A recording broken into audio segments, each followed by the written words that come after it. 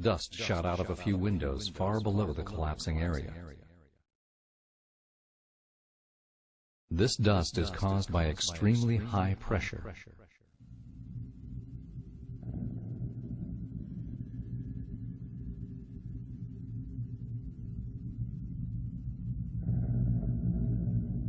When we look closely at the area that is collapsing, we find dust shooting out of every window on the entire floor at the same time.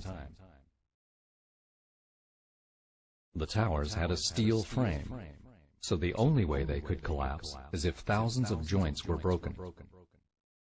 The towers collapsed in less than 10 seconds, which is an average of 10 floors every second. Next time you see a 10-story building, imagine the entire building crumbling in 1 second.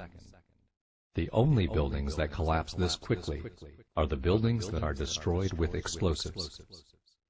We were told that the collapse began when one floor broke, and the pieces fell to the floor below it. Those pieces shattered that floor, and so on all the way down. However, when the pieces hit the floor below, they will slow down slightly, and some of their energy will be used to break the floor. Therefore, there should be a delay every time the pieces hit a floor. The towers had 110 floors, so if it took 1 second for each floor to be crushed, that would be 110 seconds. However, the seismic data and video show that the North Tower collapsed in only 8.4 seconds. The collapse started at about the 94th floor. If you were to drop a rock from the 94th floor, it would hit the ground about 8.4 seconds later. This means that the pieces of the building were falling as fast as objects fall through the air. How can objects crash through steel and concrete floors as fast as they fall through the air? There is only one explanation. Explosives were placed in these buildings before the attack. The collapse of the North Tower started when explosives at the 94th floor were detonated. The explosives were timed so that the floors were shattered before the rubble contacted it. The pieces of the building fell in only 8.4 seconds because none of the pieces crashed into a floor. We were told that fire caused the towers to collapse, but no large building has ever collapsed from a fire. This 32-story skyscraper in Madrid, Spain, is a good example. The fire became so intense that it spread from one floor to the next, causing the building to look like a torch. This fire was much larger than the fire at the World Trade Center. The next morning, there were still a few fires in the lower floors. Everything inside the building had been burned. Some sections of the building broke. A few portions at the top of the building collapsed. However, the building remained standing, and it continued to support a large construction crane at the top. By comparison, the fire at the South Tower was so small that it never spread to the other side of the tower. We know that a few firefighters made it up to the fire zone of the South Tower because they used their handheld radios to send reports of their arrival. They said there were only a few areas with fire. Obviously, the fire was too small to kill firefighters, but we are supposed to believe that it was large enough to cause the buildings to collapse after burning for only 56 minutes. The fire in Madrid was much more severe, and it burned all night, but it did not cause the building to collapse. Scientists created this temperature map of the rubble 5 days after the collapse. Obviously, the rubble would be cooler after 5 days. Also, firefighters sprayed water on the rubble during those 5 days.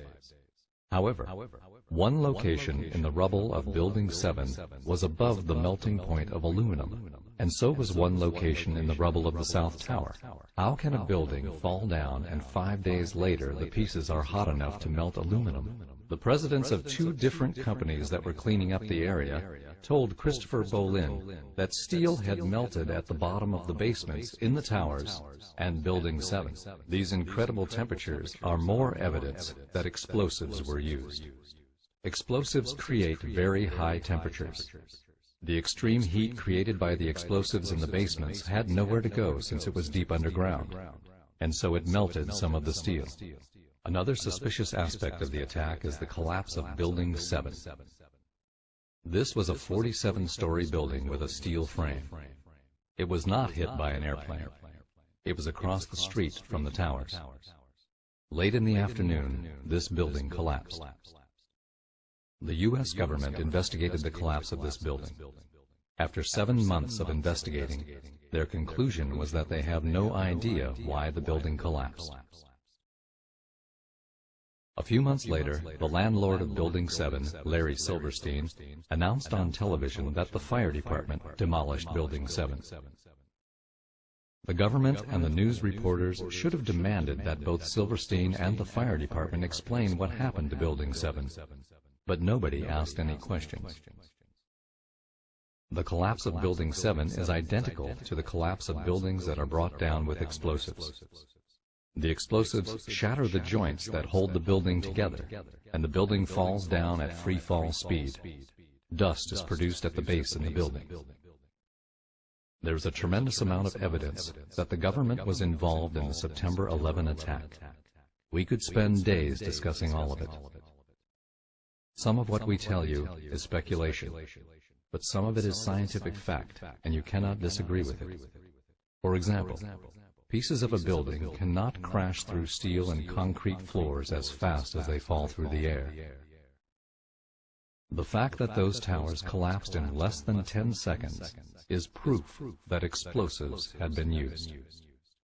Building 7 also collapsed in a manner that can only be explained by the use of explosives.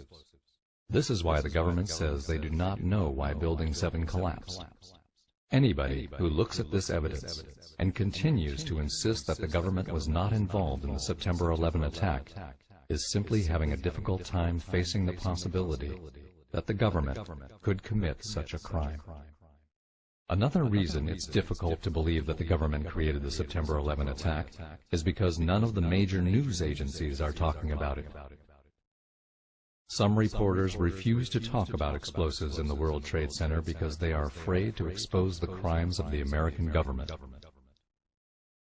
Another reason is that the television, newspapers, and magazines in America and Europe are controlled by a small number of people. These people prevent the reporters from talking about explosives at the World Trade Center. Instead of telling us about the explosives, they show us lots of photos of Osama bin Laden. This creates anger toward Arabs and fools people into thinking that the Arabs are responsible for the attack. The news agencies are trying to manipulate emotions, not provide serious information. Most reporters ignore us when we talk about explosives in the towers. Occasionally, an article or television show tries to make us look like idiots. Already, 3 different television networks have criticized us. These television programs do not provide serious information to counteract our arguments. Instead, they use insults to make people laugh at us.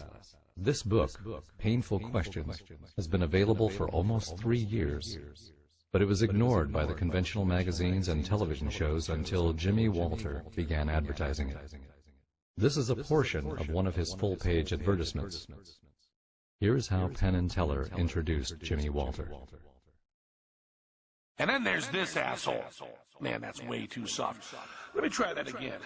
And then there's this asshole. Here is how Penn and Teller described the book. He wrote a book called Painful Questions, an analysis of the September 11th attack.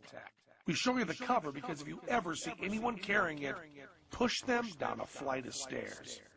Popular Mechanics refers to us as liars. The angry and childish attacks on Jimmy Walter and Eric Hufschmid could be a sign that the criminals are frightened that we are exposing them. However, when a criminal tries to cover up his crime, he runs the risk of releasing more information about himself. These television programs and magazines can help us understand who is behind the September 11th attack and how they get away with these crimes. The executives of major television networks, newspapers, and magazines are involved in these crimes. They help cover up the crimes by ignoring important information and by insulting those of us who complain about the crimes. The news agencies that ignore or ridicule are identifying themselves as being either incompetent news agencies or as members of the criminal network. In either case, we should not purchase their newspapers, magazines, or television shows. We could use our technology to build beautiful cities for ourselves with advanced train systems. But we need better governments and better news reporters. We must also prevent the criminals from getting control of the 9/11 organizations. Eric Hufschmidt had been invited to speak at a meeting about September 11th in March 2004 in San Francisco. However, a week before the meeting, he was told that he was not allowed to speak. They did not explain why Eric could not speak. The criminals are trying to get control of the 9/11 organizations so that they can remove people like Eric Hufschmidt. They fool you into thinking they are on your side. However, they are not doing the research. Instead, they are trying to push researchers off the stage so that they can get control of the information you hear. They are trying to put all the blame on President Bush or Dick Cheney. They do not want you to know about the evidence that lots of people from several nations are involved, such as U.S. military officials, television executives, and some Israeli and British government officials. People often respond that they cannot do anything about this corruption because they are just an ordinary person of no importance. But everybody can help make this world a better place simply by showing these books, videos, and websites to your friends. So help us educate and encourage people. Let's make the world a better place. The entire top of the building just blew up. The second explosion and another explosion. We have a report now of a fourth explosion at the Trade Center. There has just been a huge explosion. It almost looks like one of those implosions of buildings that you see. We heard a very loud blast and explosion. Not clear now is why this explosion took place. Do you know if it was an explosion or if it was a building collapse? To me, it sounded like an explosion, but it was a huge explosion. I saw the two buildings. I'm thinking it was a bomb because two of them. This is actually, we believe, debris from one of the planes that hit one of the towers on the World Trade Center. The FBI is here, as you can see. They had roped this area off. They were taking photographs and securing this area just prior to that huge explosion that we all heard and felt. At least 2 blocks, and we started running. Floor by floor, started popping out. It was if they had detonated. Yeah, detonated. They were planned to take down a building. Boom, boom, boom, boom, boom, boom, boom. Big round of applause for Mr. Jeff King.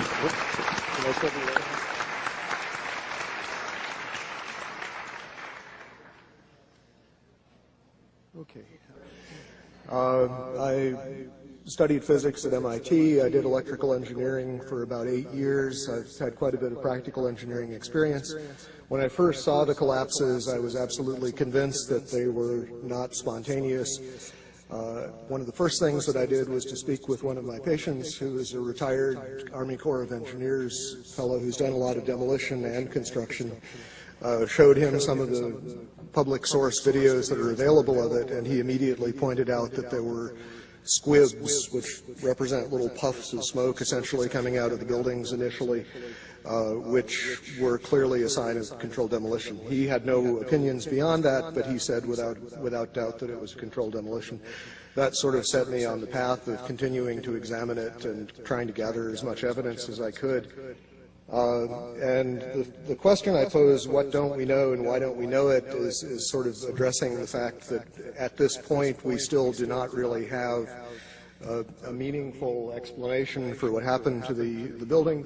We have had several studies at this point, which I will go into, as to trying to determine a plausible scenario for the collapse. As of this point, none of them have presented us with anything that I think could be reasonably called a convincing and detailed account of why the collapse has occurred. And the question that's been addressed previously, the enormous destruction of physical evidence, as Chris was saying, the site was scrubbed very thoroughly.